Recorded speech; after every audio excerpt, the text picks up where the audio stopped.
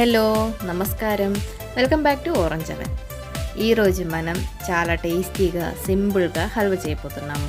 అంటే మనం మామూలుగా కరాచీ హల్వా అంటాం కదా, ఆ హల్వాని 15-20 నిమిషాల లోపు మన హల్వా రెడీ అయిపోయింది. ఎలా చేయాలో చూద్దాం. ముందుగా ఒక కడాయి తీసుకొని, అంటే కొంచెం పెద్దగా తీసుకోండి, మనకి కలపడానికి ఈజీగా ఉండేటట్టు.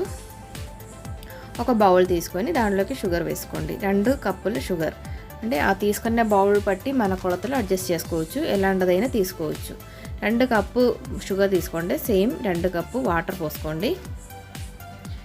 మనకి షుగర్ పాగం ఏం అవసరం లేదు, జస్ట్ కరిగితే చాలు. అంటే పొయ్యి మీద పెట్టి బాయిల్ అవుతూ ఉంటే షుగర్ అంతా కరిగిపోయింది కదా, అప్పుడు మనం మిగిలే వస్తువులు యాడ్ చేసుకోవచ్చు. ఇది స్టవ్ మీద పెట్టుకొని అప్పుడప్పుడు మిక్స్ చేసుకుంటూ ఉండండి. అది బాగా బాయిల్ అయ్యేటప్పుడు మొత్తం కరిగిపోయింది. అలాగే మనకి కావాల్సిన మిగిలే వస్తువులు కూడా రెడీ చేద్దాము.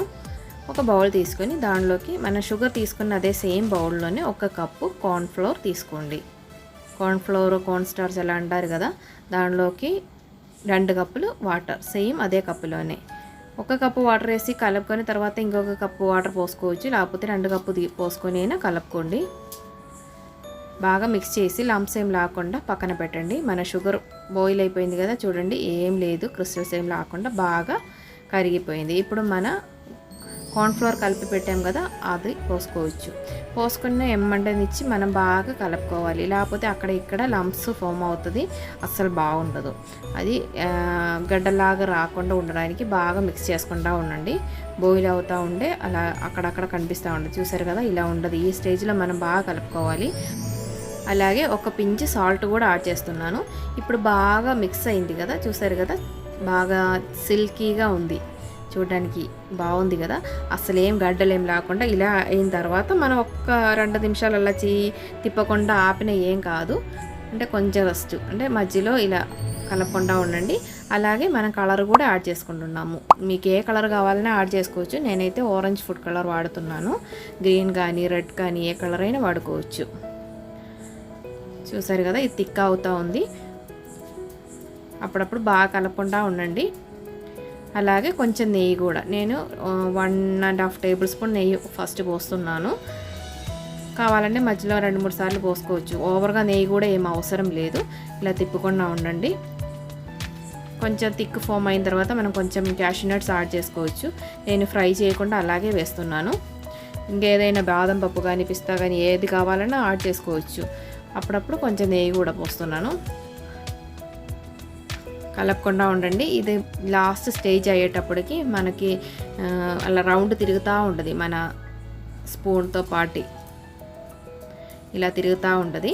ఇప్పుడు నేను 1 స్పూన్ లెమన్ జ్యూస్ యాడ్ చేశాను. ఇంకా కొంచెం ఎక్కువ కావాలంటే అది కూడా పోసుకోవచ్చు. అది ఏ స్టేజ్లో కావాలన్నా పోసుకోవచ్చు. ఫస్ట్ మన షుగర్ కరిగిపెట్టేటప్పుడు కావాలన్నా అప్పుడు యాడ్ చేసుకోవచ్చు.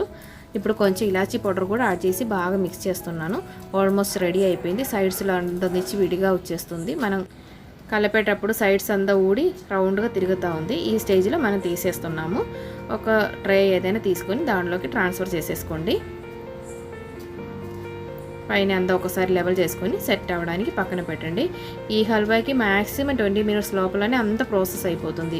మనం ముందు ఒకసారి గోధుమ పిండితో హల్వా చేసాం కదా, దానికైతే 1 అవర్ దాకా పట్టింది. ఈ హల్వా తొందరగా రెడీ అవుతుంది. ఇది 1 అవర్ రెస్ట్ చేసిన తర్వాత మనం కట్ చేసుకోవచ్చు. అంటే కొంచెం బాగా కూల్ అయిన తర్వాత ఎప్పుడైనా కట్ చేసుకోవచ్చు. చూసారు కదా, సైడ్స్ అంతా ఫ్రీగానే వచ్చేస్తుంది. నేను ఆయిల్ అలా ఏం రాయలేదు, నెయ్యి కానీ ఆయిల్ కానీ ఏం వాడలేదు. చూసారు కదా, ఫ్రీగా వచ్చేసింది. ఇప్పుడు మనం ఇది కట్ చేసుకోవచ్చు. చూడడానికి అందంగా ఉంది కదా, చాలా టేస్టీగా కూడా తొందరగా రెడీ చేసుకోవచ్చు. అలాగే అందరికీ బాగా ఇష్టంగా తినొచ్చు. ఇలాచీ ఫ్లేవరు అలా చాలా బాగుంది. టేస్ట్ మాత్రం అందరూ ఒకసారి ట్రై చేసి చూడండి. అందరూ హెల్తీగా ఉండండి, హ్యాపీగా ఉండండి. Thanks for watching. Orange oven continues. Bye bye.